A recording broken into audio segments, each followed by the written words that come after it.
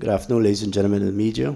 Welcome to our post-cabinet brief for Wednesday, the 21st of October, 2015. Today, we will be briefed by the Honorable Prime Minister of Guyana, Mr. Moses Nagamutu. I now call on the Prime Minister to give you the brief. Mr. Prime Minister.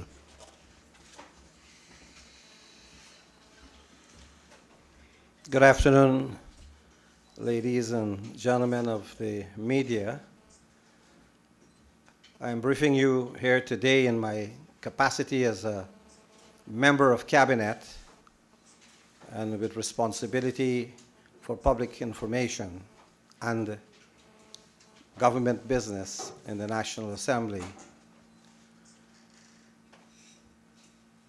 I can recall many of the old faces, but I'm looking around to see if I remember this place. I might have helped to create it, but today when I came through here, this was like maiden new territory for me. I am here for the first time, and I hope I will be able to come back here.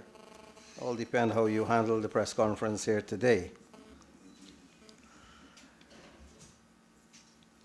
This is a post-cabinet briefing on cabinet proceedings on the 20th October 2015. The Honorable Attorney General and Minister of Legal Affairs brought to the attention of Cabinet a number of amendments to bills that should be laid before the National Assembly. These include the Broadcasting Amendment Bill 2015, the Coroner's Amendment Bill 2015, and the Law Reform Commission Bill 2015. It was agreed that the bills would be referred to the Parliamentary Affairs Subcommittee, which I chair, for consideration with a view of having them laid in the National Assembly as soon as possible. I understand that the procedure here would be that some of these matters are circulated to you so that you could have a more studied approach towards these matters, particularly dealing with draft legislation. Cabinet also noted a list of outstanding matters from the 10th Parliament. The list comprises of bills that had lapsed from the previous Parliament and which should be retabled in the National Assembly.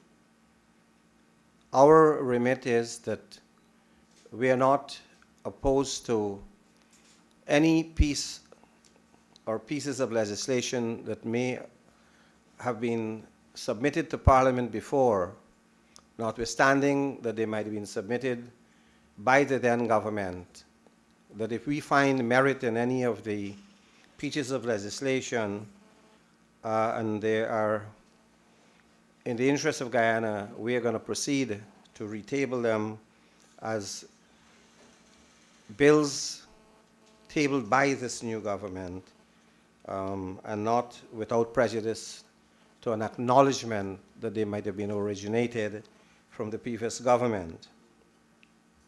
And these are some of the bills that have been lapsed: Wages and Salaries Commission Bill, Local Authorities Establishment of Tongues, Mabaruma, Madhya, Bartika, and Letem, the Telecommunications Bill, and the Public Utilities Commission Bill, and there's a list that I understand would be circulated to you of the other measures that we intend to consider for laying before Parliament, now that Parliament would be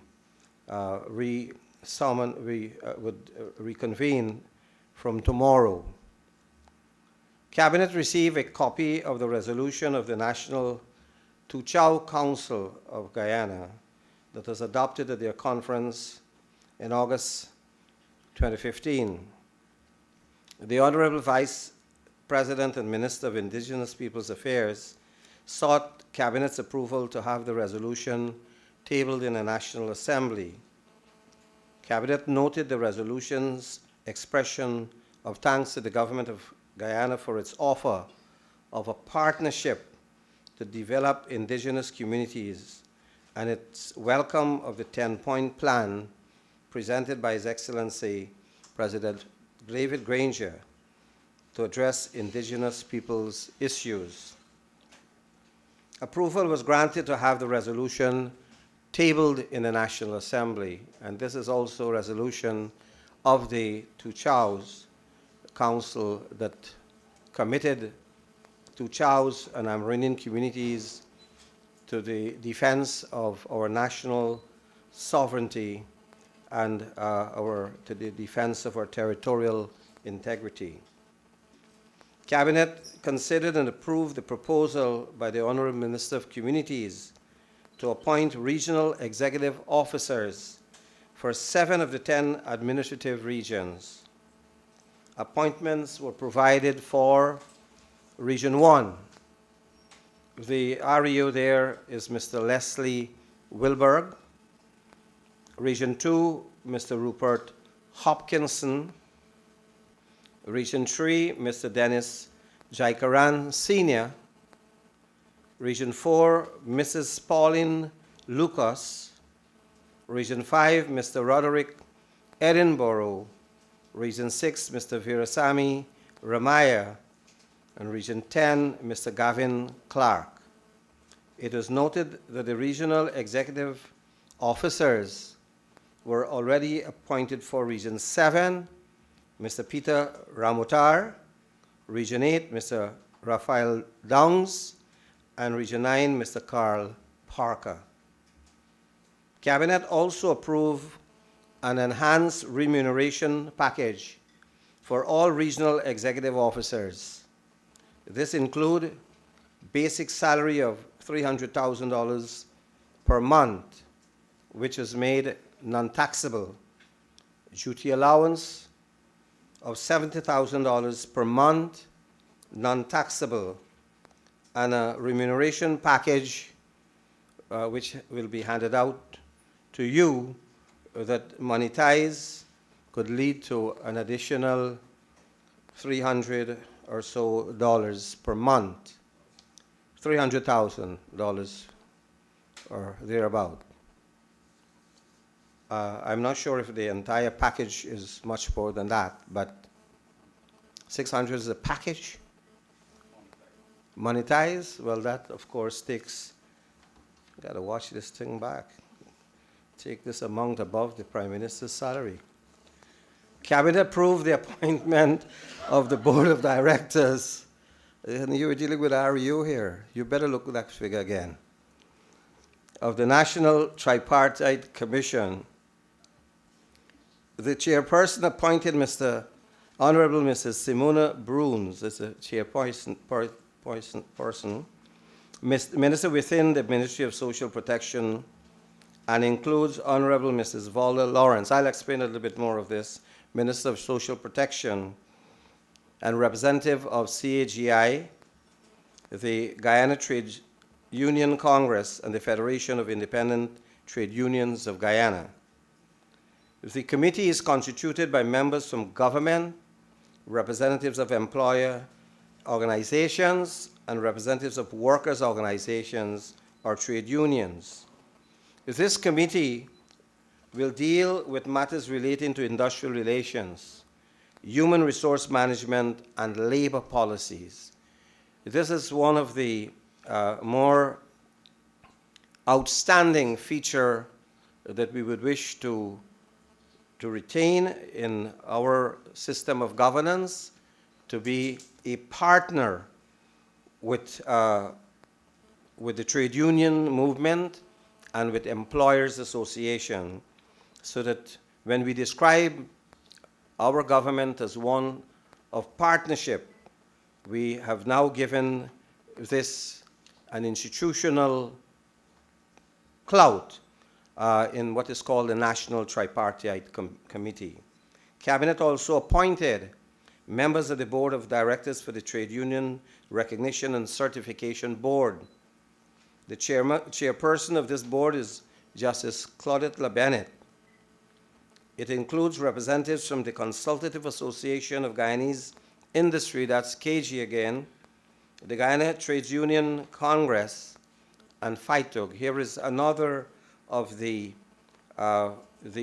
partnership model that we have appointed these entities to work along with the government. And this board, a very important feature of the struggles of the working people of Guyana for trade union recognition, emerged from the Trade Union Recognition Act, which is the chapter 9807 of the laws of Guyana, and it concerns the procedures for certifying trade unions as recognized bodies.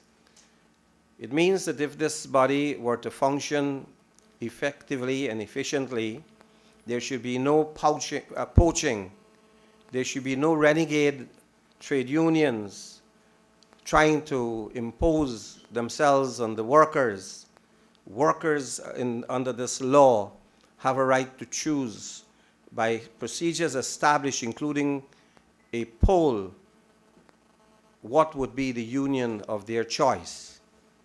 And I believe that this is, as I said, one of the historic high points of the struggles of the working people. Cabinet accepted the offer made by the Demerara Distillers Limited to sell its shares in the Berbice Bridge Company to the government of Guyana.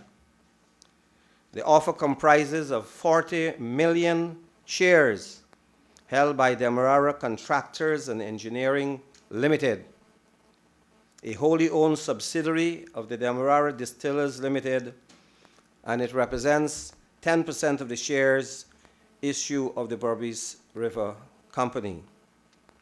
As you know, this government is determined to reduce the toll attached to the Berbice River Bridge.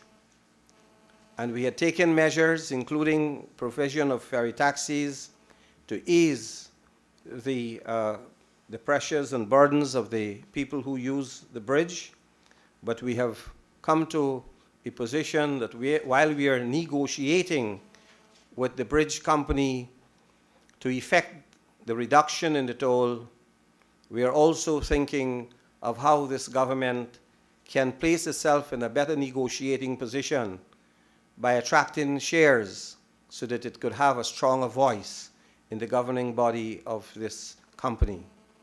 So that we are taking our promise to a further stage of ensuring that our voice is not a feeble one, and that the dominant partners in the Berbice Bridge would recognize that we are serious.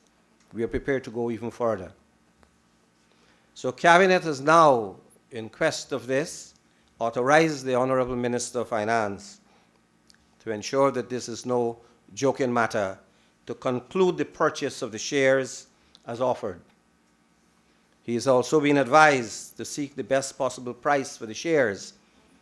We know the asking price, and we express the hope at Cabinet that the Demerara Distillers Limited, as an outstanding corporate citizen of Guyana, would agree to a reasonable settlement of this matter.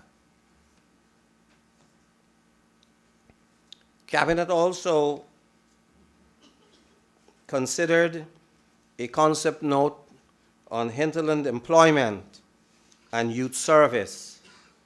Cabinet lauded this initiative from the Honorable Vice President and noted that it sought to fulfill the promise that was made by the Honorable Vice President when he terminated the Youth Entrepreneurship and Apprenticeship Program, YEAP. That's the one where a number of persons were paid $3,000 per month, ostensibly stipend or salary or some type of a remuneration of that sort. The proposed hinterland employment and youth service will see the recruitment of 3,000 youths from hinterland communities who will be shortlisted by the relevant village councils and will facilitate the re-engagement of many of the former community support officers.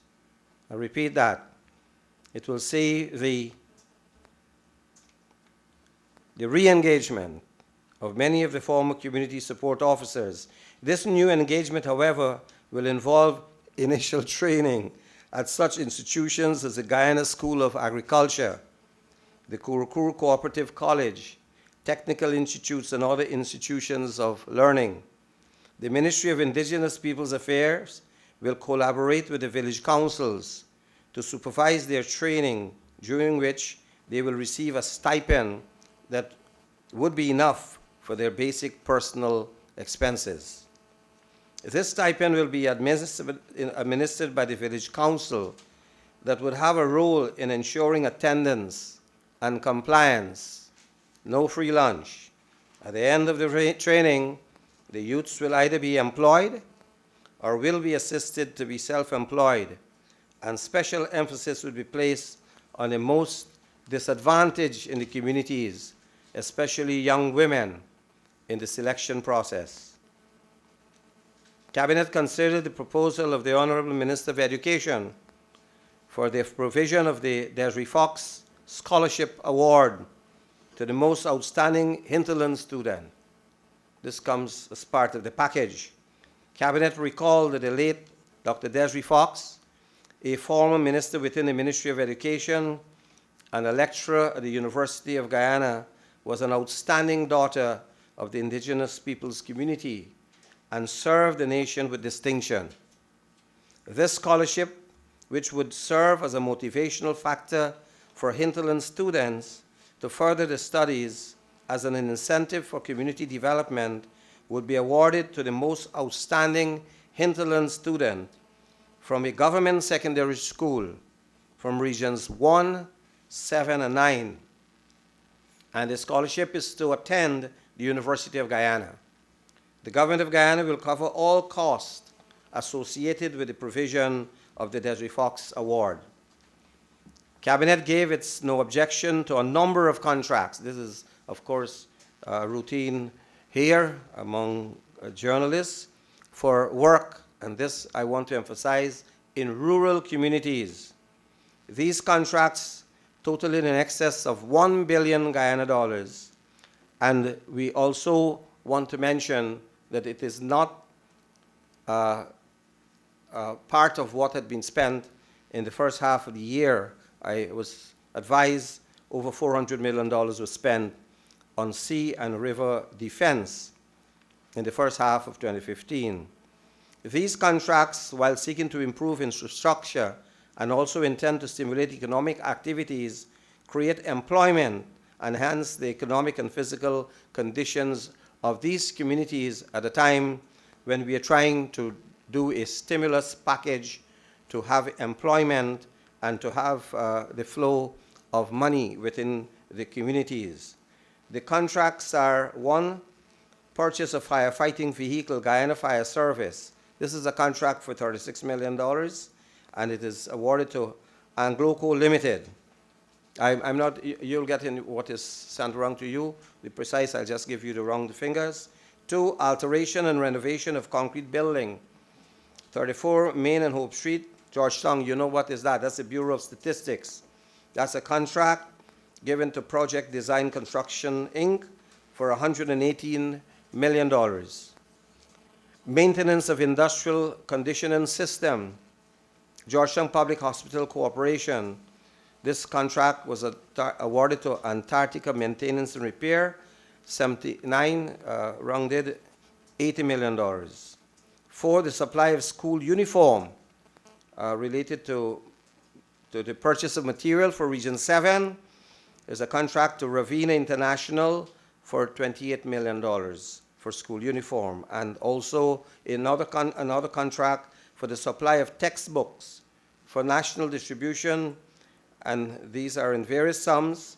Books from the Oxford University Press, £46,000. Macmillan Distribution, £44,000. Mohammed Store Associate Limited, $496,000. US dollars. Construction of riprap river defenses in Region 3, Essequibo Islands.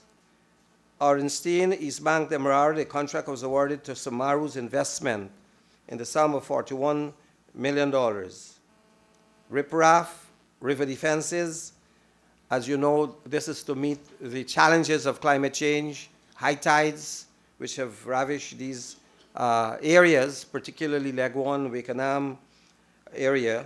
Endeavour Leg 1, a contract to Samaru investment in the sum of $43 million for the river riprap.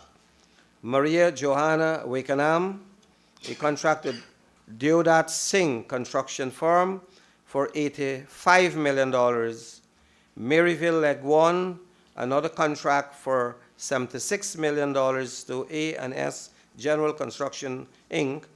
Ledestin, East Bank, Essequibo, another contract of the same type to M&B Construction in the sum of $36 million. Stanley Tong, West Bank, Demerara, M&B Construction for $35 million. La Becatel, Leg 1, contract to BK International. This is a major contract for $75 million. And the Mosquito Hall on the East Coast, Mahaika, contract to BK International for $153 million. In Glasgow, on the East Bank of Berbice, river defense and all the works awarded to M&B Construction in the sum of $104 million. Cabinet also granted no objection to contracts as follows: Boulder Face Slope Protection Works between Crane and Mary, West Coast Demerara, Region 3, in the amount of $41 million. Rehabilitation of river defenses, Scottsburg Quarantine, Region 6, contract in the sum of $47 million. Construction of timber, revetment, Vrihade Kanji Berbice, $18 million to Mr. Rupan Ramotar Investments. Rehabilitation of Parika Stellin, TNHD contract to Gupta Contracting for $22 million. I think this was to do with the putting down of piles to help the big vessels to moor properly. Installation of water transmission lines. These are pipelines and service connection upgrades. Lamaha Park, Georgetown, Arkisoon Contracting Services, $33 million. Installation of water transmission lines, and this is in Turkine, nearer to home, where I live, Patterson and Liliendal. I am in North Sophia. I think they missed my area. Contract awarded to Nabi Construction, Inc. for $18 million, and the management of water supply system in Mabaruma for $26 million. These are the briefs that I wish to share with you, members of the media, at this point in time in relation to the work of Cabinet yesterday. Sir, Gary Eliezer, Kite News. Sir, on the Berbice Bridge, could you say what is the asking price? DDL's asking price for its 40 million shares. Can you say also if any of the other private investors or shareholders were approached in a similar way and what were their responses? And also, can you give some insight into what are the amendments for the proposed broadcast bill? I take the last one first. This was a bill that was tabled in the last Parliament by the APNU, and it had to do with the reduction in the powers of the minister in relation to the selection of personnel to the Guyana National Broadcasting Authority. The matter has now been referred to the Cabinet Subcommittee on Parliamentary Affairs, and we took it out, and we are looking at the merit, and we will advise Cabinet. Secondly, whether other shareholders have been approaching the Berbice Bridge, I believe that what government seeks to do is to send out a broad feeler to all those who have shares. We know that a major shareholder has raised a flag, very big flag. And we are going to look at that on its merit. But yes, we are talking to shareholders. But the offer that we have from DDL was in the sum of $45 million. And we believe that with some level of, I am not talking negotiation, but persuasion, we could probably walk away feeling a little more comfortable with that price.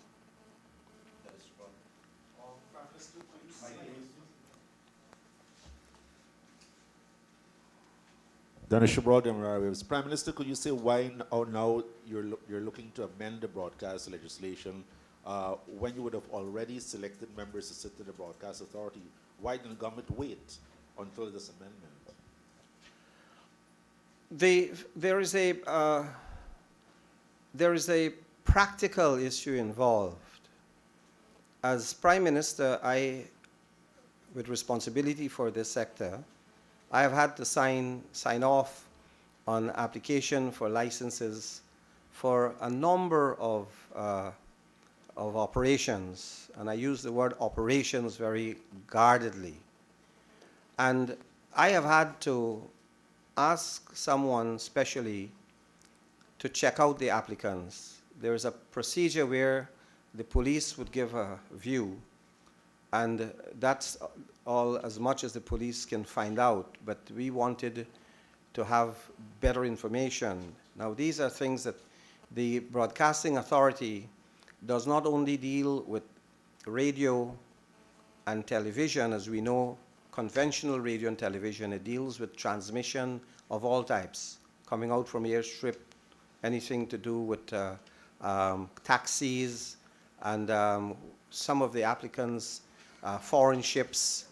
All of this fall under the frequency management unit, but some of these things are done in relation as a consultation where they have problems of interferences with established radio or TV stations.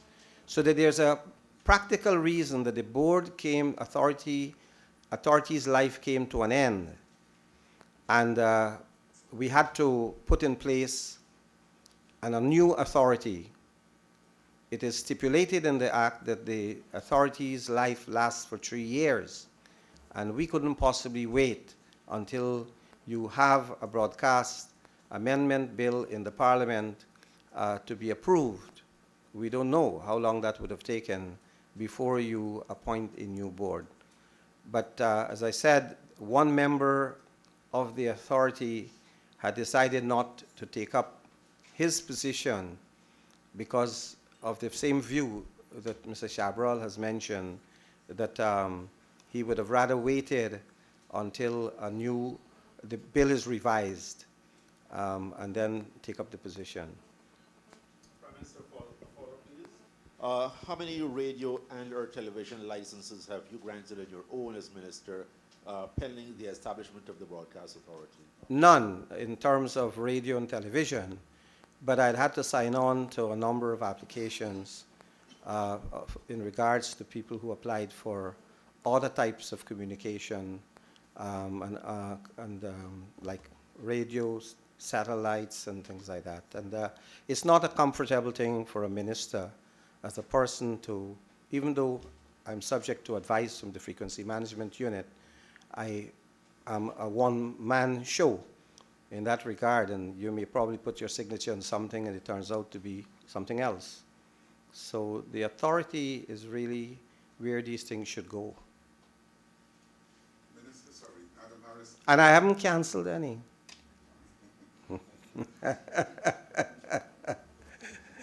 Adam Harris, Minister. The NCN, we had talked about satellite uplink facilities, and there were supposed to be investigations into that, when they were bought, why were they bought, and what were the purposes, and are you going to continue? The board hasn't met and all the kind of thing. What's the situation now with those pieces of equipment that were bought for God knows how many $1 million? Well, a new board has been installed, headed by Mr. Bish Pandey, and I'm advised that this new board has taken this matter very seriously, that you had this equipment lying there for a number of years, 2 years now, and had not been activated. While the monies were being paid by the Learning Channel, which is Ministry of Education, which is revenue of the people of Guyana, to a private entity to carry forward the signals via satellite of the Learning Channel. So we believe that either there has been collusion, I couldn't see, or a massive recklessness in regards to assets purchased with the taxpayers' money.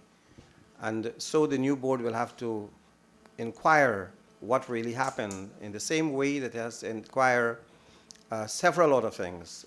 We are seeing now surfacing, and I have been aware of it for a while, a new generating plant that has been left to rot in the premises of the NCN when we had these blackouts and the radio stations are knock off the air, and also the arbitrary undertaking to fund the transfer of the mass from Sparendam to the countryside for whatever dubious reasons.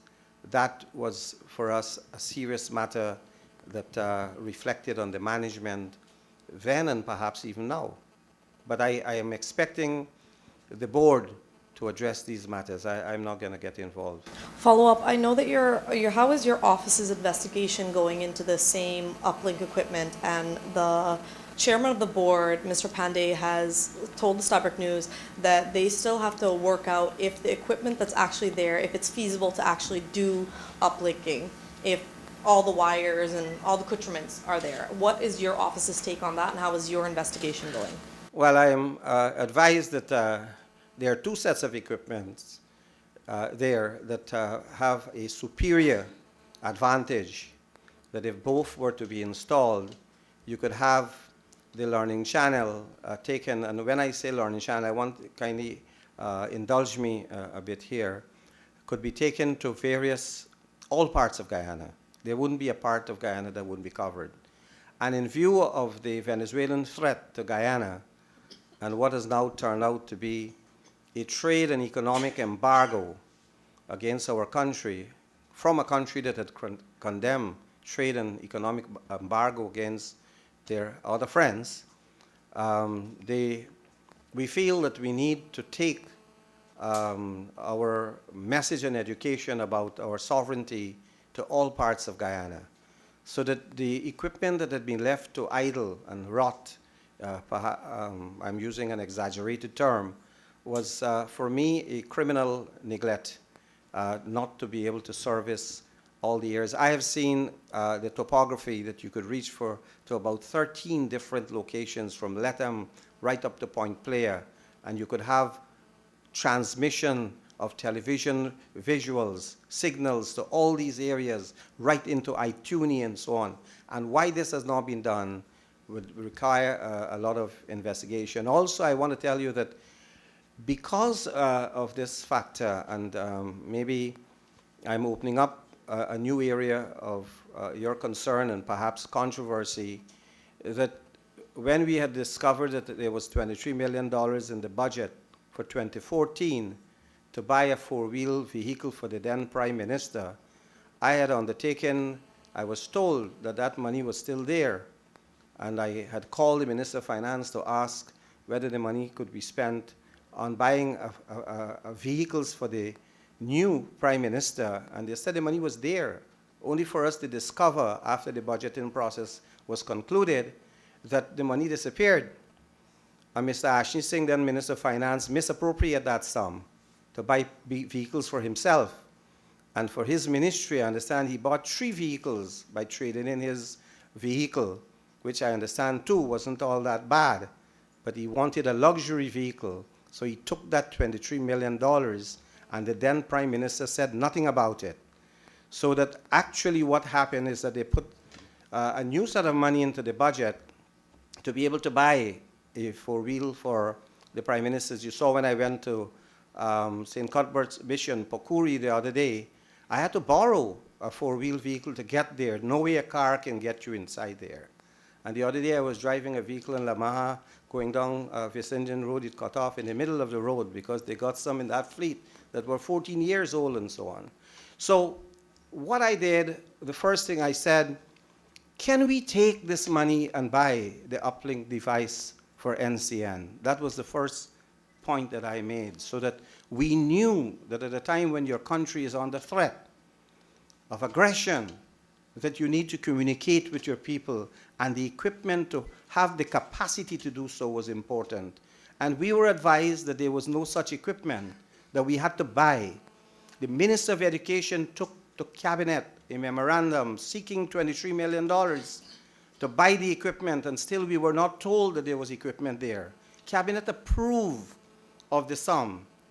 And then we were told, after the memoranda went around, that Cabinet had approved $23 million to buy the router and some other equipment by some names. I can't give all the names now. That there was, in fact, some containers containing these very equipment there idling for 2 years. But you still didn't answer the question. Is the technical capacity currently within NCN's power to grasp what is actually sitting idle in these boxes? Because to date, we haven't been able to determine if everything, all the screws and bells and whistles can just be put up and then all of a sudden we have uplink technology. No, I can't advise you at this point in time, but it's something that I will ask to be forwarded to the board. They are meeting today, I think Thursday. Tomorrow, and I certainly would like to ask that answer be provided. Okay, and now I'm going to ask my question, sorry. We haven't had your take on the 50% increase to ministers. Do you think that the increases were obscenely high? And don't you think that given the fact that there was no mention of this in any of the manifestos, that something has to be done to address the issue? Yes, I think that something had to be done to address the issue. I believe that this is one failure of PR for which I take responsibility as head of the information services of the government, that it was not explained fully, it was not properly packaged, and I believe that the very fact that you're asking the question that there is 50% increase shows the extent to which this matter had been allowed to spiral out of control, in a sense, that people are bandying about figures arbitrarily. There is no 50% increase as a facts from the point of view of facts, because I'm dealing with what the question was.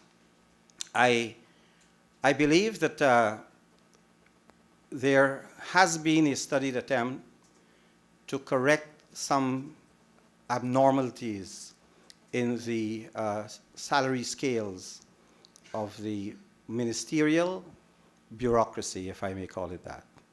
Starting from the president coming down. But it had to be explained why this was necessary. A minister working, a junior minister above $500,000 was getting less than the minister's permanent secretary. And so that remained. There was no 50%. Junior ministers, 8 of them, would get that salary lower than the permanent secretary. A senior minister and a member of cabinet was elevated. That's where the 50% came in to amount around $800,000 or so.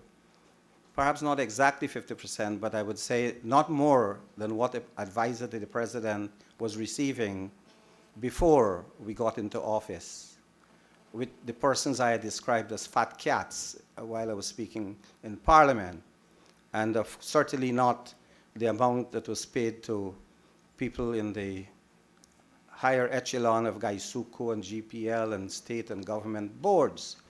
So we realized that if you were to elevate the salary of the ministers, then yes, it is a steep increase. But you're dealing in all, and then you have the vice president, a category that had not been created before, that were placed in a salary range not more than a presidential advisor before, in those who were getting, some of them were getting 3 million, but certainly this wasn't a 3 million category. And of course, the anomaly that had started quite a lot of this is the salary for the Attorney General. The Attorney General was getting a salary that was higher than the Prime Minister. I could appreciate where a government felt that it didn't have a lawyer to offer as a Prime Minister in the past. So they allow a functioning lawyer becoming the Attorney General to have more pay than the Prime Minister. And so I had told you before that I had asked for $100 more per month to place the Prime Minister, not dealing with me, the Prime Minister's salary as a matter of principle to correct an abnormality that had existed, and which was 50 US cents. I had said that to you because a certain section of the media had said that the Prime Minister wanted a 100% increase. It was $100, somebody heard me say at a meeting. And so that was the basis for trying to put the Prime Minister's salary above. But we now understand that the Attorney General's salary is tax-free, so that you still come back to a situation that the Prime Minister's salary becomes lower than the Attorney General's salary. And then, of course, the other effect of this was that the leader of the opposition takes home more than the Prime Minister, because it was tweaked, if I use that familiar word, in such a way that the salary of the former presidents were placed at a high level so that 7/8 of the salary becomes the pension. That's only the money part. So that right now you have a leader of the opposition who refuses to take parliamentary salary but consider the pension of the salary getting $2.1 million. And the Prime Minister takes home 1.7 minus tax. The leader of the opposition take-home pay is tax-free. So you're dealing in all with 27 persons, not 27,000. And it was an approach to do the aggregation of the differentiation between levels in the bureaucracy. But there was what I consider to be the PR problem. The PR problem was that, and I wouldn't go too long in this, is this, that ministers of the government who must engage trade unions, as we intend shortly to engage the trade unions, to deal with wages for public servants, should not themselves be in the fray to talk about their own salaries, but to settle that issue. And in such a way that, to me, it ought to be that it must be a one-off. I don't see any ministers getting a 5% for 2015. I didn't see that. And I don't see any minister getting a 5% for 2016, because they are there negotiating for others, for the working people to have better remuneration, and they must be able to take themselves that they're not negotiating for themselves, but they're negotiating for others. So I believe that there needs to be explained a caveat that this was done to put the minister out of the contention that they're bargaining for themselves. But your government had promised a level of accountability to the people, especially if it was to come back that there would be that sense of that public outcry that you're currently seeing over this issue. And I know you mentioned the state boards and companies like Gaisuco whose heads were also receiving large sums of money. Why didn't you take the initiative then to lower those astronomical salaries as opposed to increasing yours to meet up with some of those?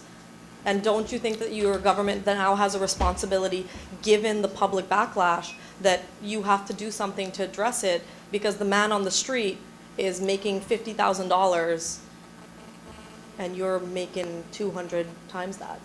200.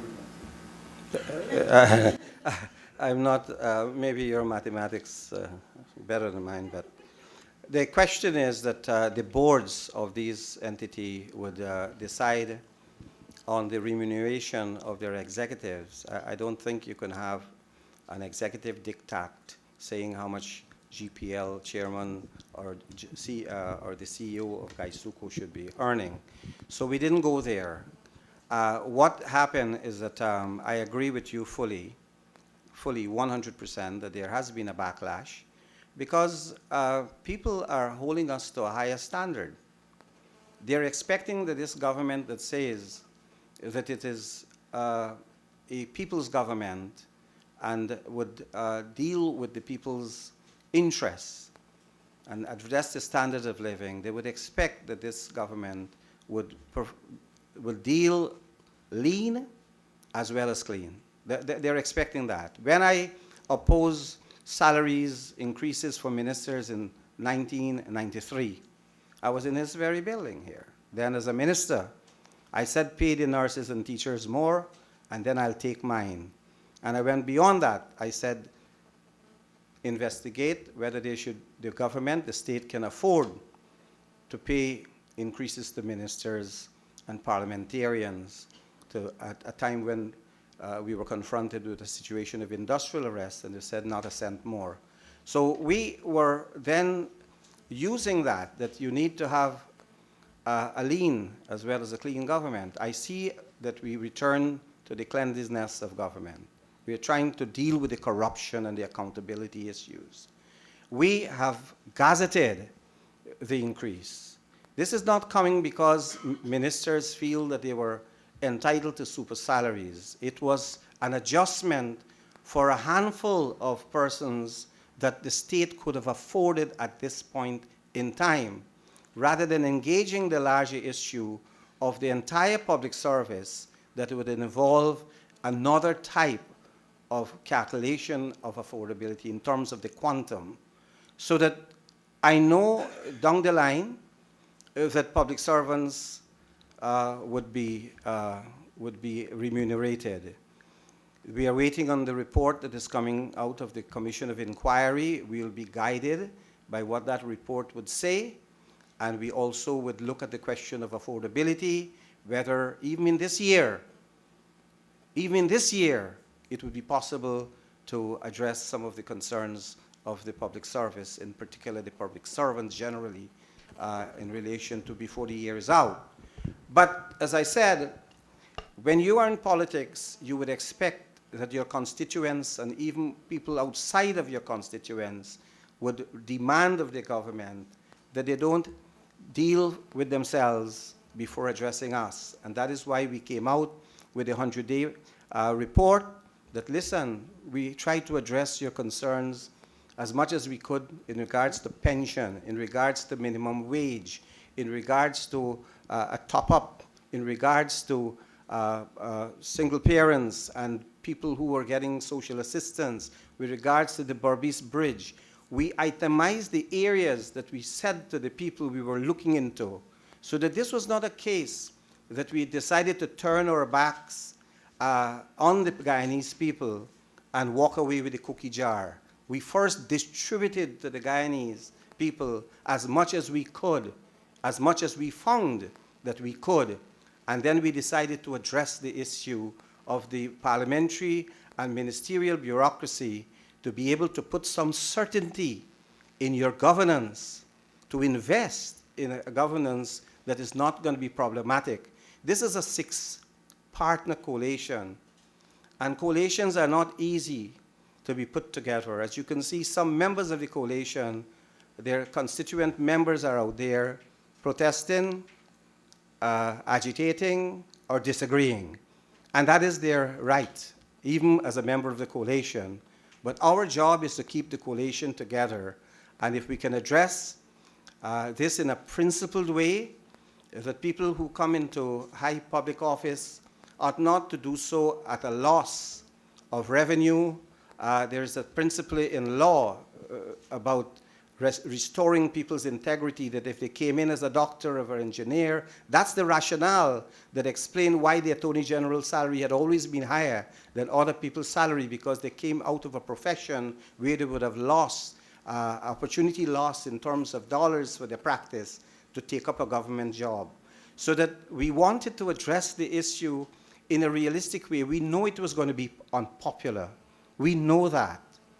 But I agree that that did not at least justify why we didn't go out to the bottom houses, to the grassroots, and explain to the Guyanese people what we are doing here, that this is a phase that we want to fix our governance, to be able to deal with our bureaucracy, to create certainty that they will discharge their responsibilities towards them, and that we are there for you and not for ourselves. This is not about greed. This is not about anybody asking for salaries. And I stand here today before you as one of those persons who stood up against salary increases. The other day I traveled to Toronto in the United States. I bought a third-class ticket, an economy ticket. I'm a prime minister, myself and my wife, because I'm a fiscal conservative. I do not believe in spending money. The lady from NCN in Berbice came the other day saying I went to the place, she didn't have a chair. She didn't have a proper table, and she wanted a table and a chair. And I know NCN, I can't use the word here, they fiddle so much with the money that they can't afford to give their own employees a decent desk or chair to sit on.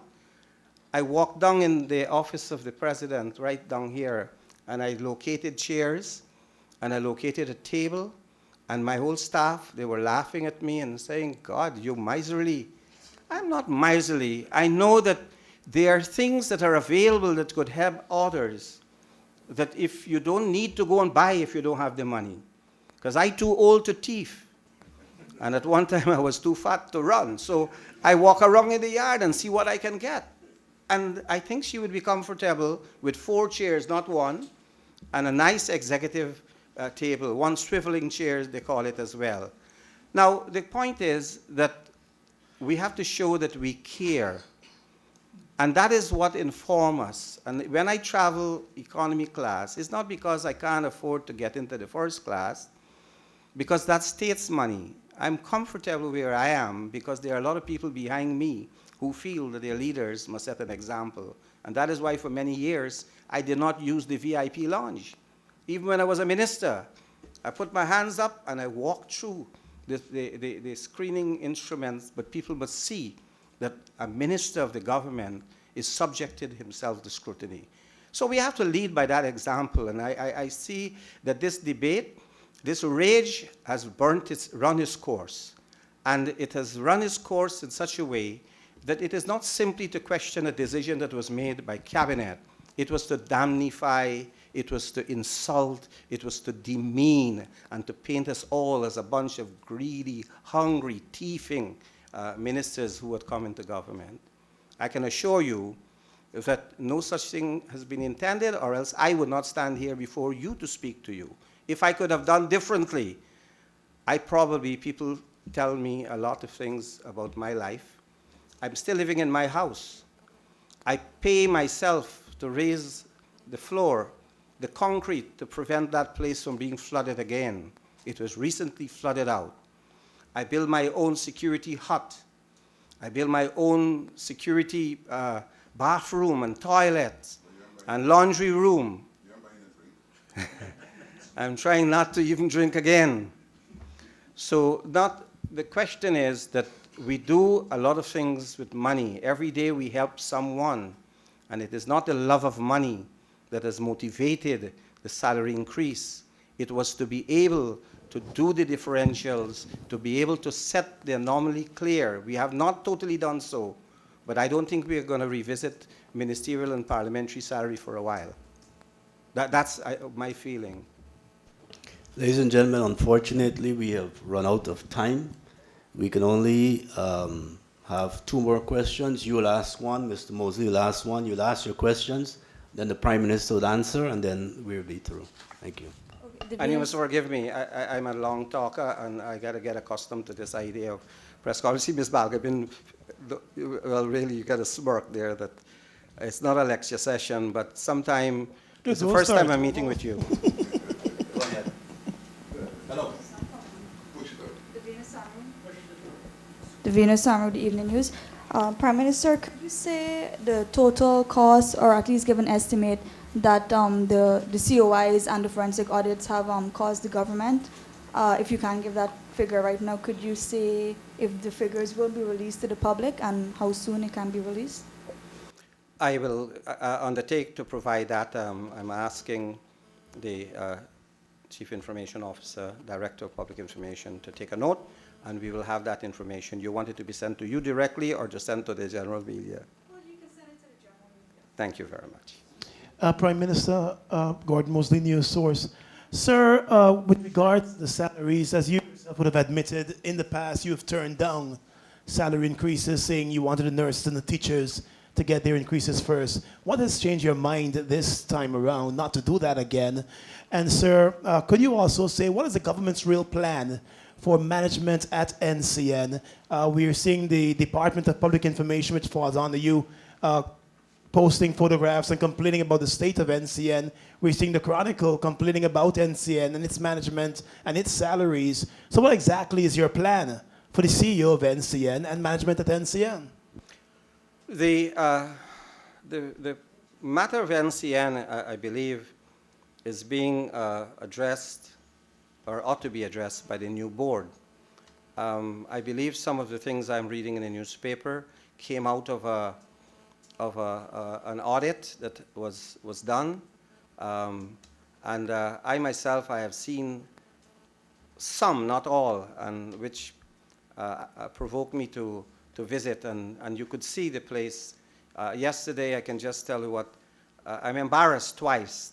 And I asked my guards if they could go and render some, and my gardener to go and render some assistance to NCN. The fence has been falling down, and nobody seemed to know there's a guard hut there that has more hair than the biggest barbershop in the world.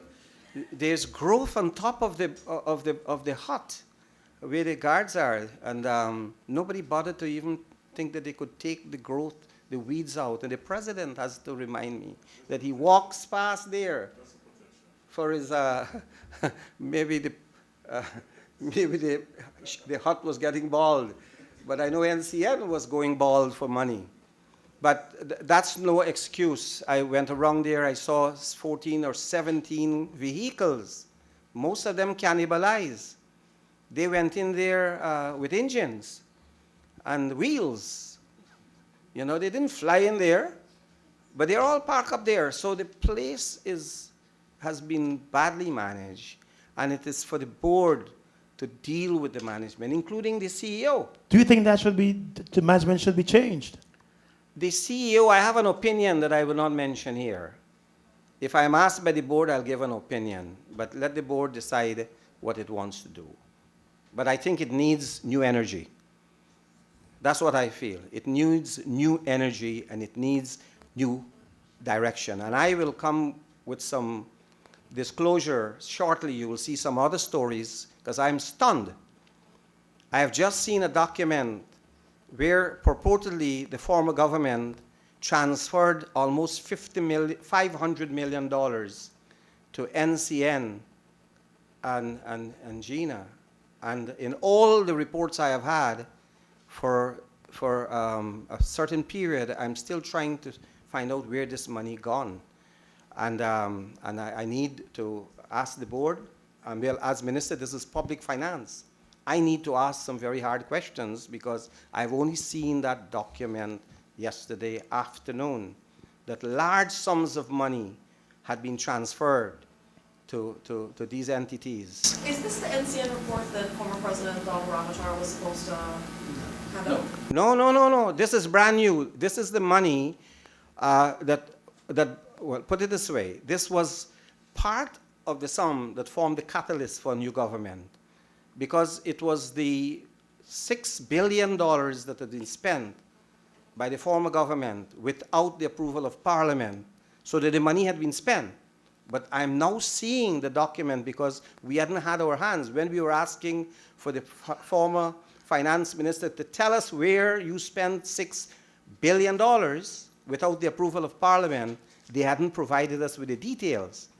So we are now seeing some of the details that says money had been transferred to X, Y, and Z entity, But we got to now find out from the entities, did you receive the money? Who received? Because we know $600 million, and this is what I'm seeing, had been transferred from the Ministry of the Public Service Ministry. I got a lot of details on that one, and transferred to the Office of the President. And I'm asking now who took the money? All I knew that people went to the bank with something called a warrant, no check. And they draw down $600 million in different tranches in cash. Cash money was given to people who went to the Bank of Guyana. We got to now look at that, and I think that matter is being studied by the legal authorities in relation to this new set of transfers I see for the first time yesterday. And it's good, Gordon, you asked about NCN, or else I wouldn't have probably remembered this, but this is one entity that really needs a lot of scrutiny. It needs a big brush to clean it up. The first question, sir, what would have changed your mind now as against under the previous administration? I'm not sure when you put it that way. Nothing has changed, actually. I remain the same person that I've always been, and I've hardly ever handled money. Thank God I have a good wife that I could trust to handle my money. And so when we were dealing with this issue, any numbers could have been agreed for me, for the Prime Minister, and it would have been fine. The President received a 5% increase. The Prime Minister received a 10% increase. So others say it's 100% or 200 or 500%, and they monetize it this $20 million per year. So it looks as if he got $20 million new money in addition to what he had.